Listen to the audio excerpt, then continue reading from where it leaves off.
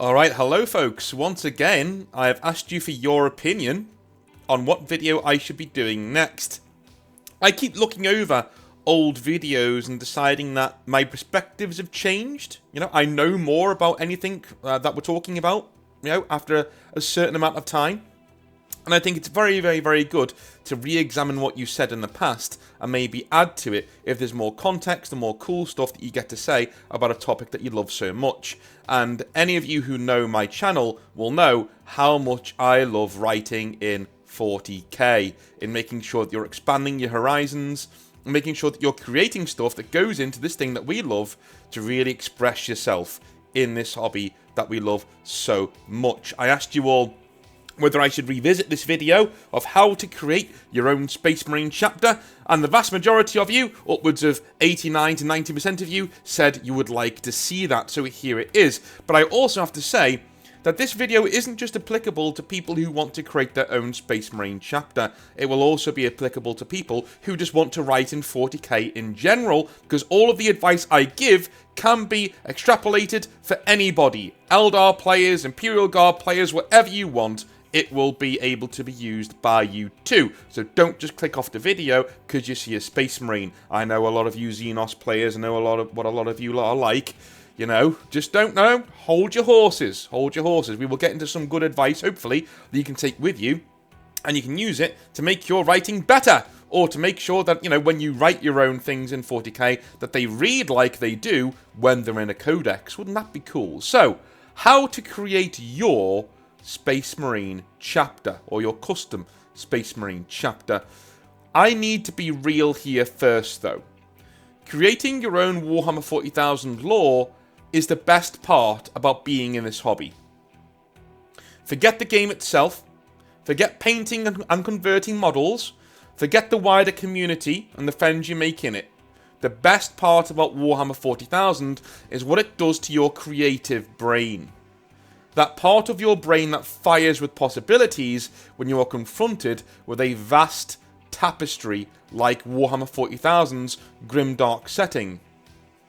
That is at once huge, but also openly inviting for you to add your own work to its backdrop. Of course, I know, fanfiction is rightly ridiculed at times as being cringe at best and openly disrespectful at worst. Despite the many great works that crop up from time to time. I think as a writer that if you have people creating fan works within your worlds, that is weirdly the largest compliment you can get, that your work is resonating with the right people, despite the varying degrees of quality that fan fiction normally brings up. I am not really against fan fiction. I think it's a cool thing. I'm just very aware that some fan fictions, in fact a lot of fan fictions, tend to, shall we say, be rather cringe and are not done in the right spirit. And in that, I agree with some writers who say it's not a good practice. I always say, create your own thing first. Take inspiration from other people, absolutely. But definitely try and create your own thing rather than just aping on what somebody else has done and using it for your own devices. Warhammer 40,000 misses a real trick by not being as open about your options as it used to be in terms of writing your own lore. 40k used to be upfront in telling you that you can make your own forces, stories, worlds, and even entire sectors within its universe if you wanted to. It was literally in the first few pages of every 40k core rulebook right up until 8th edition. As the game has become more homogenized and standardized for tournament play and the mass market, however, letting fans make their own content and stories has become somewhat of a looked down upon thing by Games Workshop. We've seen that with very many things. The apocalypse on YouTube of 40k fan-made content, which happened a few years ago, that stripped away, the Emperor has a text-to-speech device and things like that away from us. That was all done under the same umbrella of we want more control over our core IP, as in Games Workshop. The more people who are out there making very successful things to do with our IP, people will then think that that's 40k when we don't want them to. Do you know what I mean? I know people, I actually understand why Games Workshop did that. after thinking more about it, I used to be very much against them, and I still kind of am, because I love Brother Alpha Booster's content, and I think a lot of other people have made really cool things, like the Astartes movie, things like that have gone on in the hobby over the years. And it is free advertising, I get that, but if you want to exert control over your IP, and you have thousands of people out there making very, very popular free content in your setting, you don't really control what people think about your setting anymore.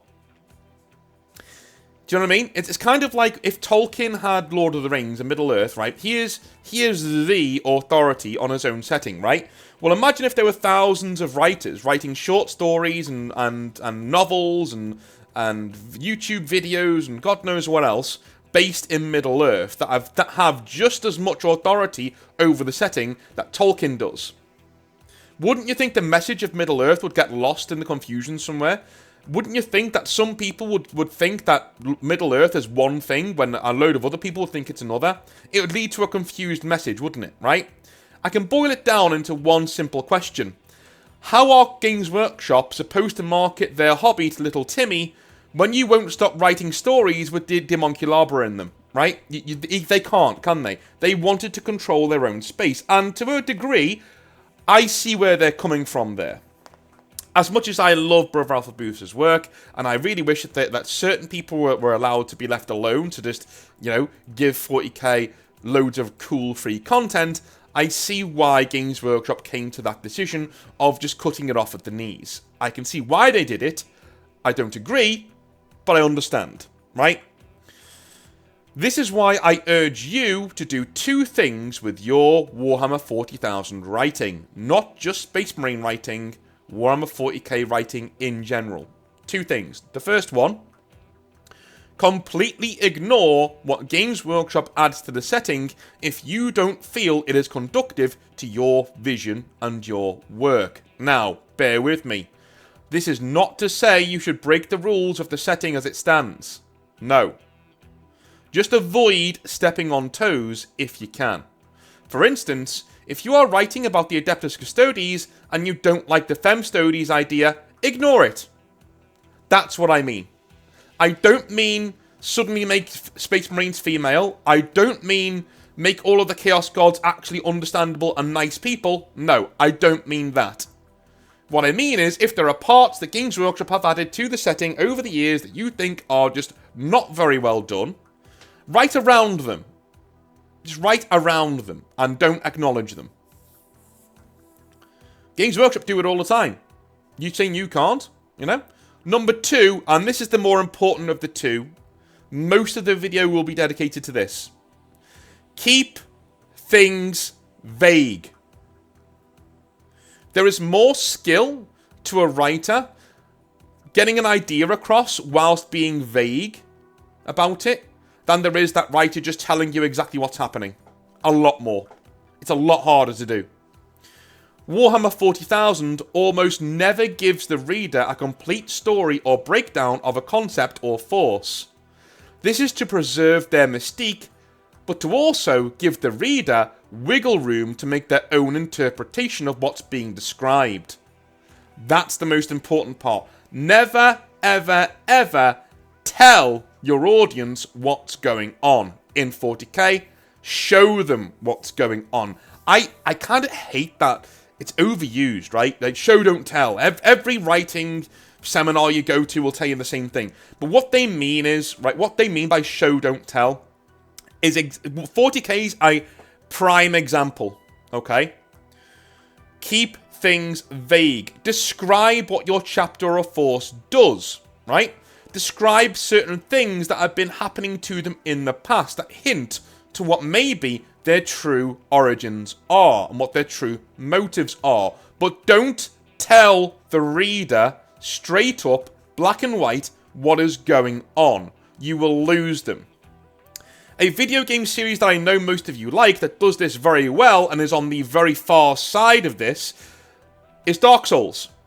Dark Souls to Elden Ring, for instance. Elden Ring actually has extremely extensive lore. Very extensive. But it doesn't tell you any of it. It shows you the law. It doesn't say any of it. It doesn't even item descriptions most of the time don't really pertain to the wider lore. They just say this is an iron sword that does this, right?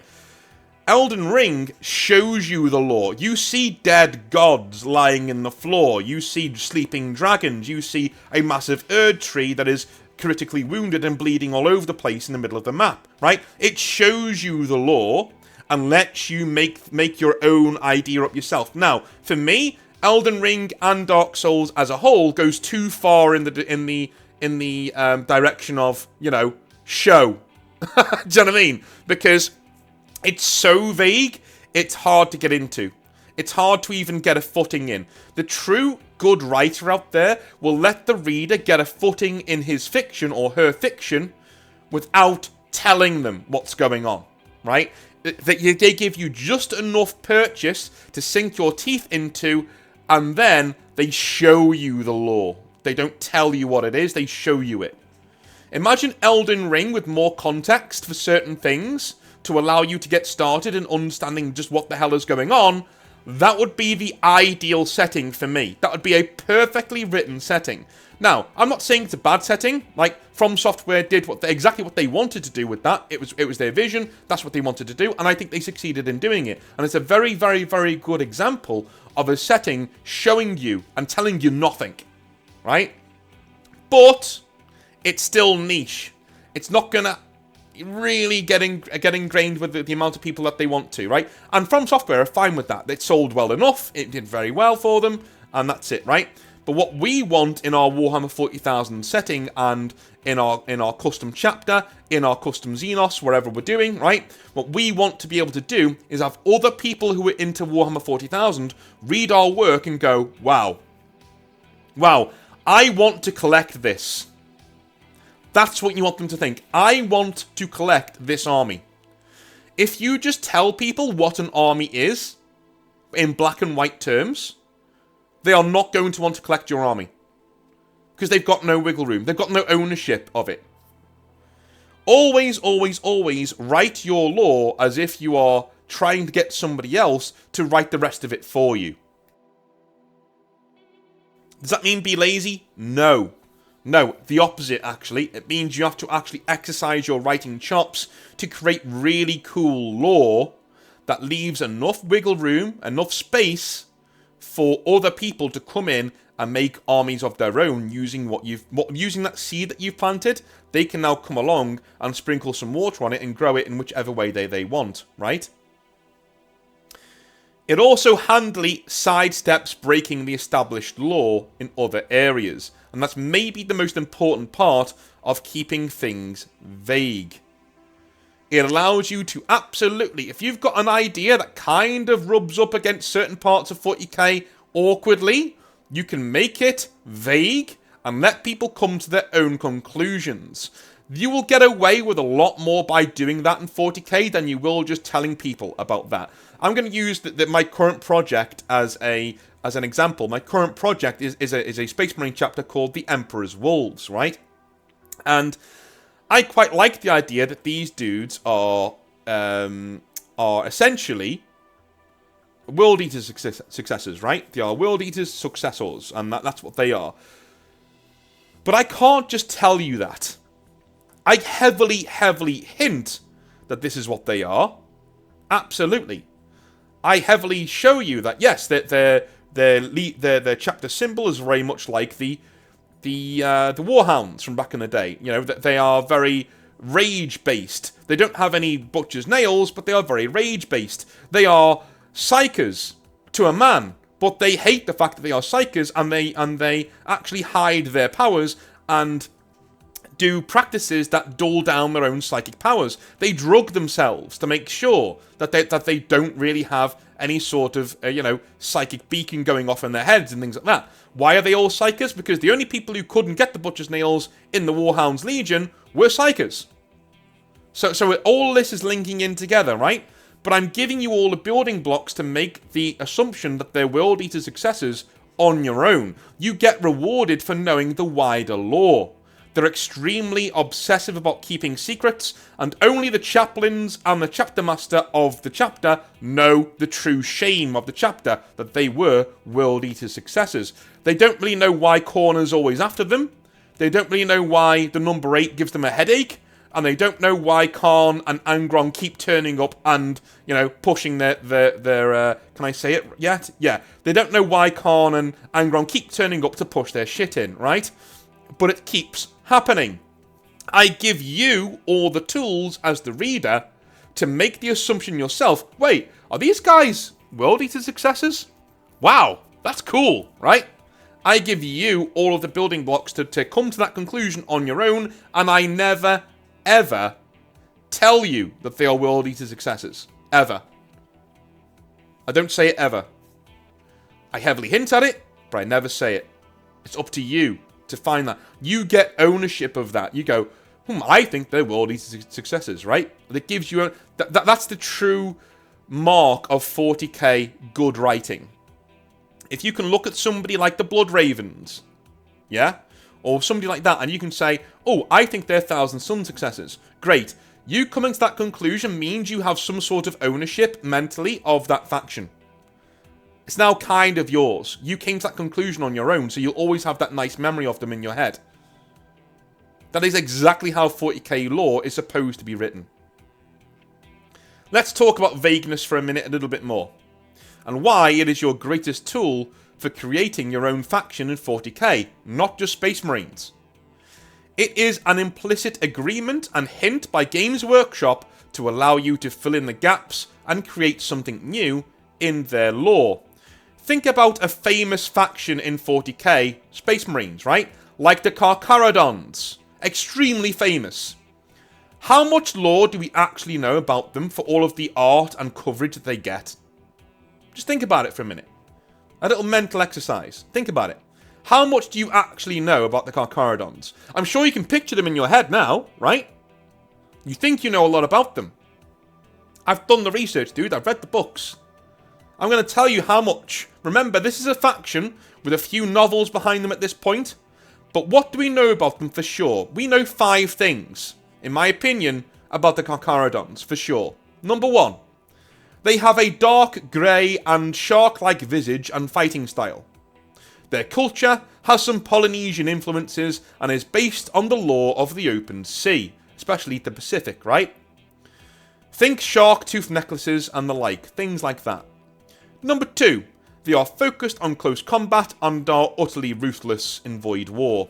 Number 3, they operate largely beyond the chain of Imperial command, going wherever they please for the most part, and being void-based, they rely on trade and war booty to maintain their chapter, sometimes with unsavoury characters like the Ashen Claws. They also resort to unsavoury tactics to keep their numbers up, like the Red Tides, which are kind of a Chaos Warband thing to do. Number 4, they may be Raven Guard successors. It is heavily hinted, but we do not know. We are never told. Number 5, their chapter master is an absolute terrifying unit of a man who resembles an oceanic predator in mindset encased in a hulking set of Terminator warplate. That is it.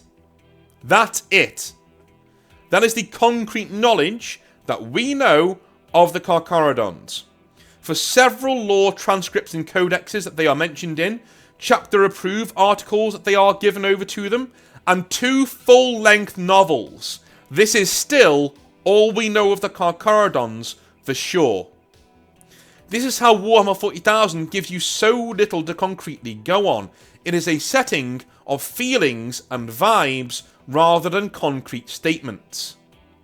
As a writer of a Space Marine chapter, you must also adhere to these rules to remain conservative in your ideas and learn that the true fun of creating Warhammer 40,000 lore is ensuring that it fits neatly into the wider whole of the setting, not breaking the setting for your own whims.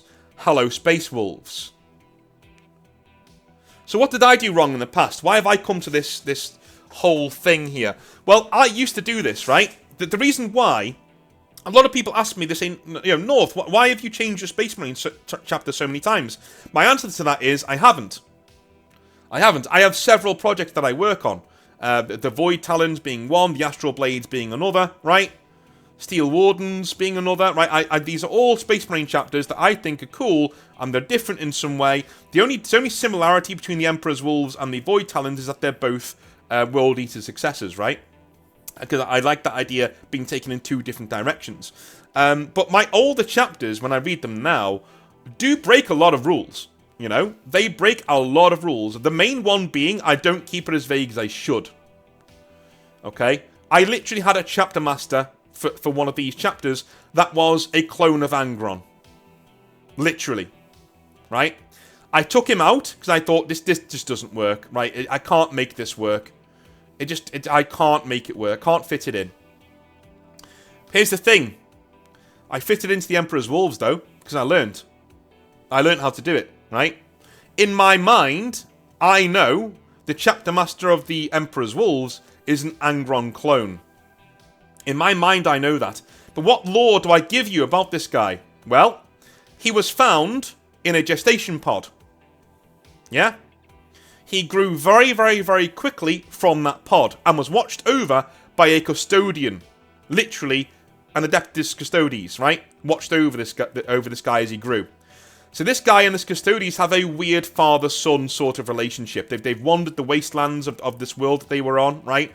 And the Custodes basically kept him safe, because that's what the Custodes do. They are sent by the Emperor to look after people who are going to be rather big deals. It happened to Grimaldus and other people like that, right? So it happened to this guy too. He had an Adeptus Custodes following him around. When he was a teenager, and he's already nearly the size of a man, he is skull-dragged by the Custodes to the Emperor's Wolves and thrown to them, saying, put this kid through the trials, please. They do, and obviously, he's a clone of Angron, right? So he starts rising through the ranks rather quickly, and eventually becomes the chapter master. Here's the fun thing. That custodian is still around. He's still his main advisor. He's still an honorary member of the chapter. He's this guy's main advisor, and he stays there to protect him. I think that's cool, right? So but I give you, what are these guys' physical aspects? Well, he's very, very, very large, right? He's extremely good in close combat. He's extremely disciplined in giving in to his rage. He uses it rather than letting it use him, i.e., he doesn't have any butcher's nails, right? He is able to soothe the mental anguish of people around him just by being around, and nobody quite knows how. In fact, his powers go far enough that he actively starts healing people just by being around them. He's the ultimate apothecary. He literally just starts healing them by being only slightly. He can't bring people back from the dead, but if you've got like a broken leg or something, it will stop hurting around this guy eventually and will start to heal itself. He's Angron, right? He has all of the powers of a pre-corruption Angron. Right? He's not quite as big as Angron, because he's not a perfect clone, right? He's slightly smaller than Angron was, but he's still, for an Astartes, he's on a par with Tyberos the Red Wake. He's huge. He's massive, right? And he's amazing in combat. He's essentially on par with somebody like Tyberos, like an absolute unit. So I give you all of the answers there. For you, if you know the lore of Angron and how he was, wow, this guy, I think this guy's Angron, or at least he's got a lot of Angron in him, right? He's either a clone or he's got a very close genetic heritage to Angron. Go on top of that, Khorne is very, very interested in this guy. Very interested in him. Keep sending people to test him, keep sending people to fight him, to try and break him, to try and make him into a wild animal sort of a thing, and he can never do it, right? He actually does fight Khorne in the setting, in my lore, and he loses, right? That is one important thing you should always do. I'm going to get into big mistakes later on. Never, ever have your central characters or Space Marines beating big boys in the setting. They should be getting beaten by people like Khorne. Khorne has 10,000 years of experience on this guy, right? Khorne does remark, yeah, if you had another 100, maybe 1,000 years of experience, I'd probably lose, but I'm not losing this against this guy. He absolutely canes him. And beats him so bad, right? This chapter master has to be in like a Bacta tank most of the time to heal himself. That is how badly Khan beats him. Having your force, your Space Marine force, or whatever force it is, especially if they're Space Marines, not so much if they're Eldar or somebody like, because they get beaten all the time in the lore, but if they're Space Marines, their losses and their limitations are far more interesting than their wins and their victories. With the Emperor's Wolves, I have most of their victories happen either off-screen or they're just thrown away. I mention them and I move on. It's their tragic losses and their hardships that make them interesting. That's what makes people relate to the Force that you're writing about. Same with this dude, right? So those are some of the mistakes I made in the past. I gave my chapter far too many wins, and I focused on them far too much.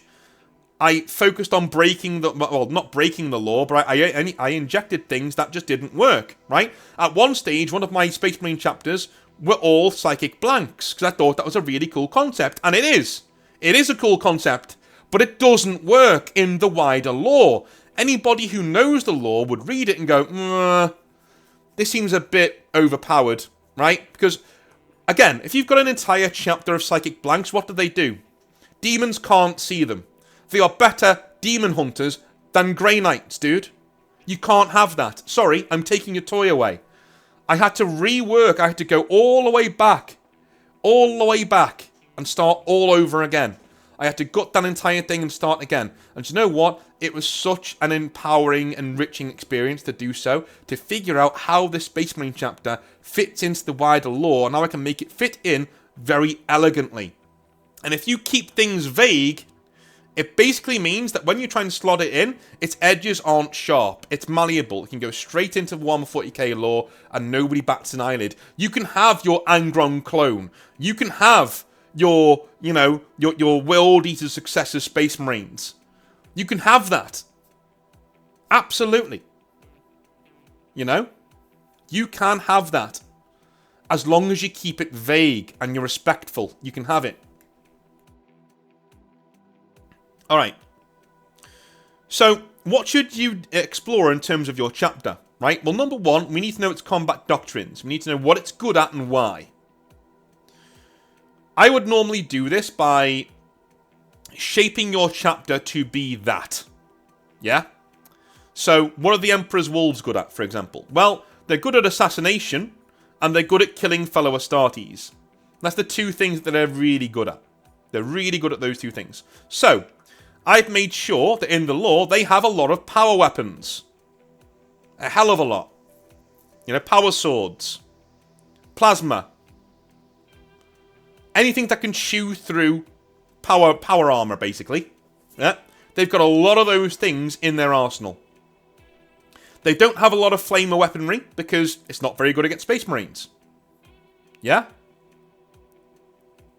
They're very, very, very good in dueling and close combat. They've studied meticulously the Codex Astartes, not to use it, but to break it apart. They literally studied the Codex Astartes to know how to beat it 9 times out of 10. When somebody turns up following the Codex Astartes, the Emperor's Wolves tear them a new arsehole. Because they've studied it. It's one of their doctrines. It's what they do. They have very close ties to the Officio Assassinorum, especially the Eversor Temple. In fact, their flagship, the Gallows, has several Eversor Assassin drop pods loaded into its launch bays, ready to go. Right? Again, and even that sort of melds into the World Eater's aesthetic, right? Because what are the Eversor Assassins? They're mental. They're absolutely mental ravagers. Well, it fits into the aesthetic. That's where it is. They've also got limited ties to the Ordo Astartes. Now, I need to say this. It's one of the things you should avoid.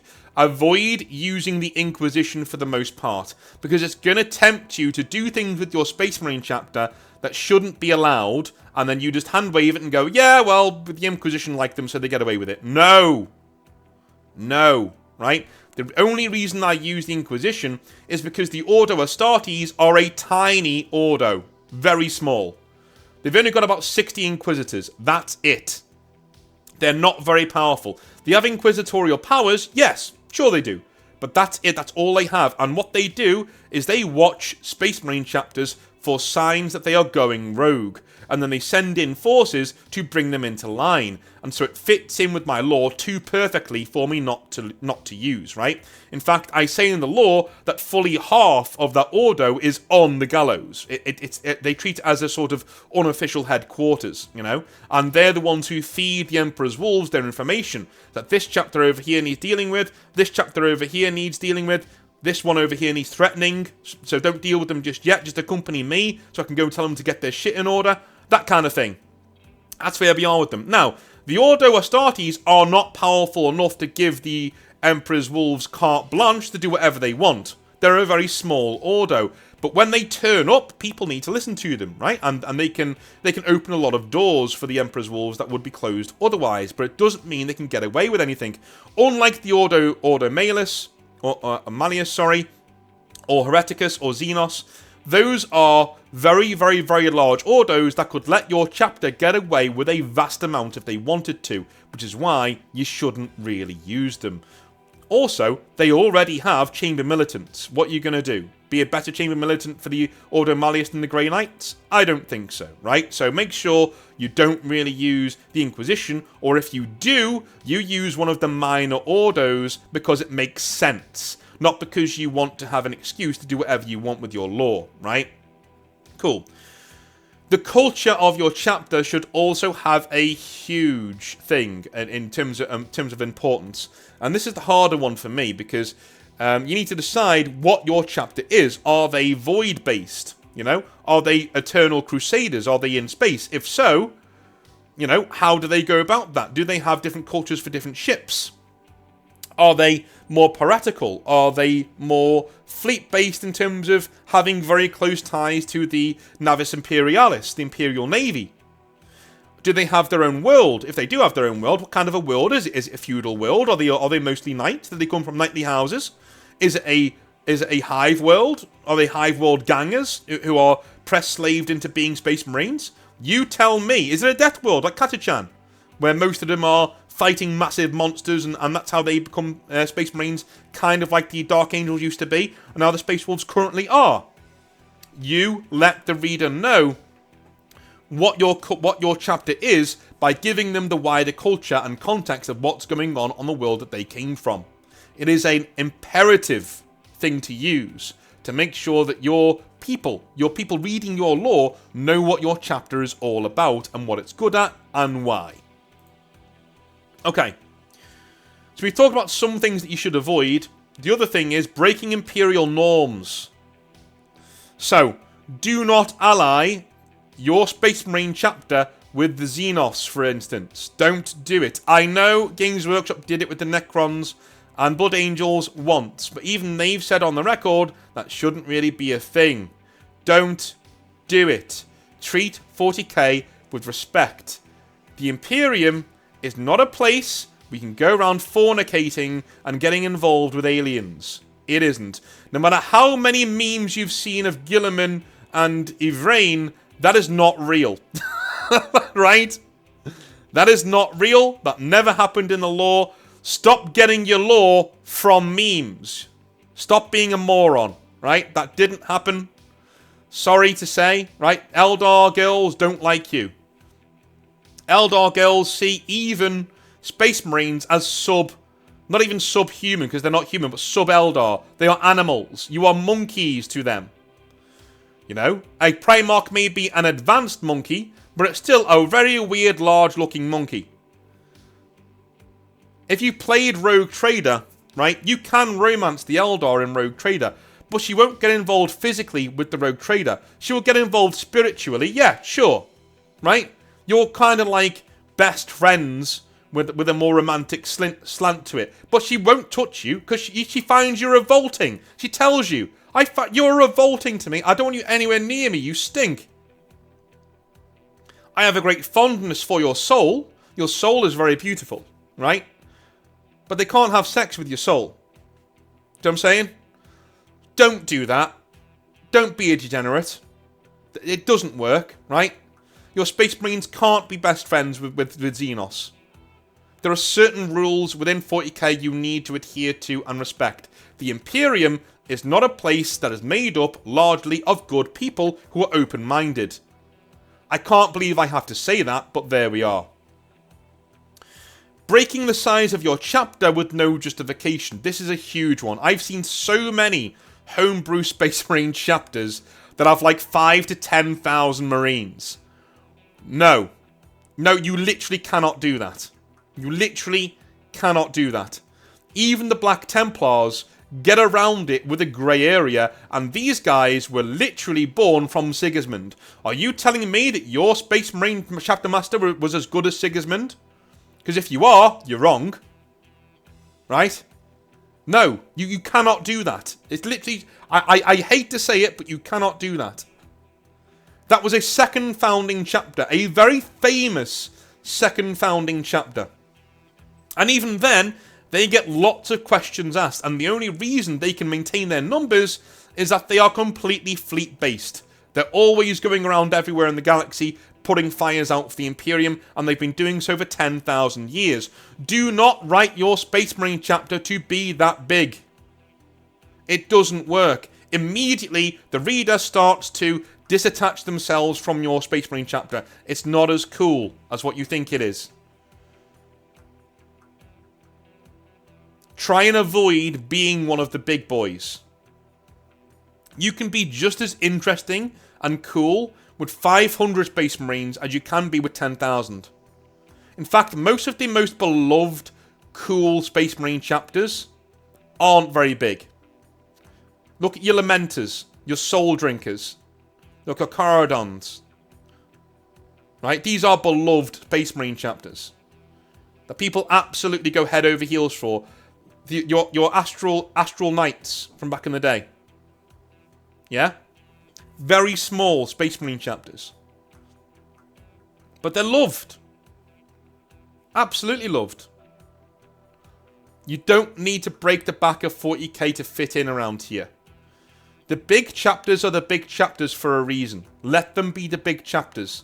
In fact, I find most of those chapters less interesting.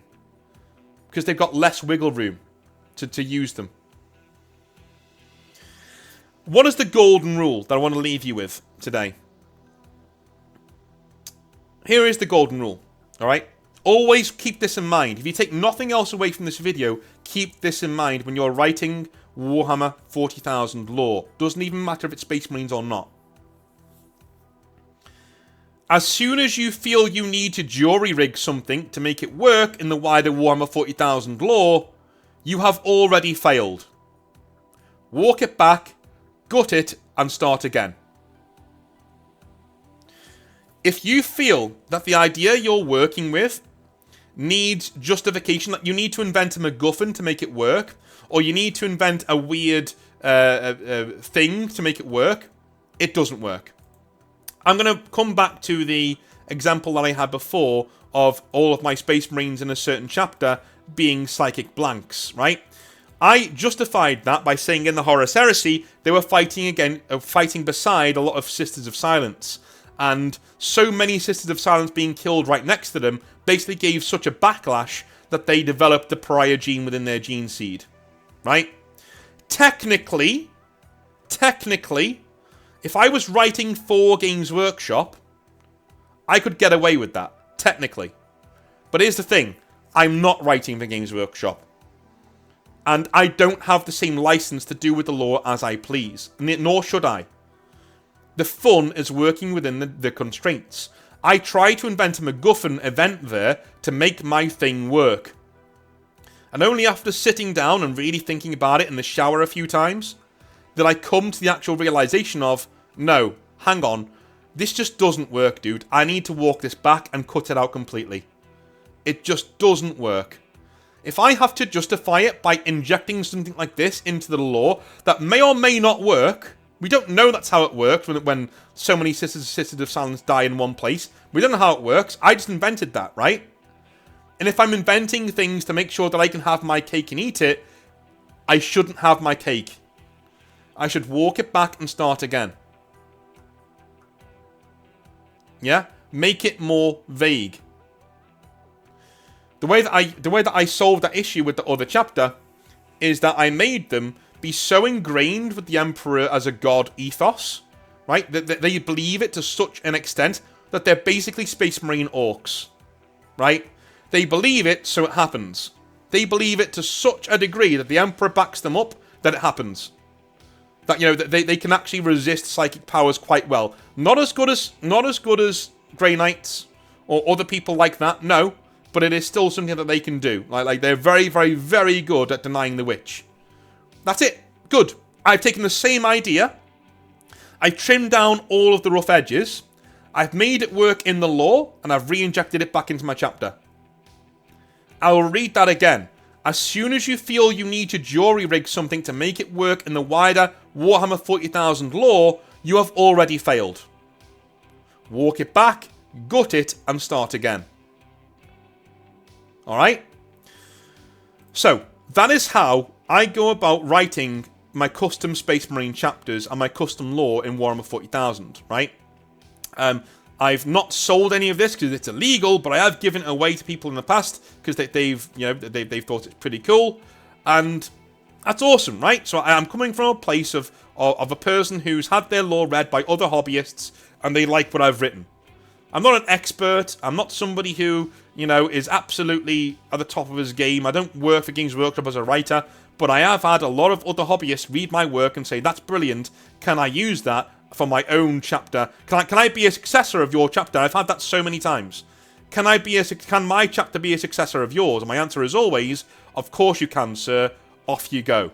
It's the biggest compliment you can get as a writer in 40k, in my opinion. So, if you want to take my advice, there it is. If you don't, then have fun, dude. I'm not your boss. I'm not here to tell you what to do and what not to do. You absolutely enjoy writing 40k in the way that you want. But if you want to write it in a way that I think a lot of people are going to get a lot out of, and you will resemble the actual 40k lore in your own writing, which I think is what we're all here for, then this is what I think you should do. Alright? Cool. I love you a long time. I will speak to you tomorrow for some more Hobby Nightmares, and I will be back on Tuesday for 40k Rants, where we will be doing the second part of what your Warhammer 40k army says about you, and we will be joined by the lovely, vaunted Amber King. Won't that be very nice? So I will see you then. Have a wonderful rest of your day, and I'll speak to you tomorrow. Have a good one. Bye now.